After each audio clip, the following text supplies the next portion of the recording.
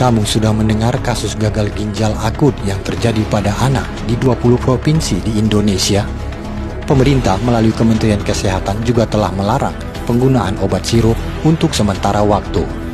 Lalu apa yang harus kita lakukan bila anak di rumah terserang demam? Sebagai alternatif, kamu bisa memanfaatkan bahan-bahan yang ada di dapur sebagai obat alami menurunkan demam, batuk, dan pilek pada anak. Cara membuatnya, ambil 1 siung bawang merah dan 1 siung bawang putih, kemudian jahe seukuran kuku ibu jari. Cincang ketiga bahan tersebut, lalu masukkan ke dalam botol yang berisi madu. Selanjutnya masukkan juga sedikit perasan jeruk nipis, tutup botolnya, lalu kocok agar semua bahan tercampur. Diamkan selama 8 jam, lalu saring, dan sirup herbal penurun demam siap dikonsumsi.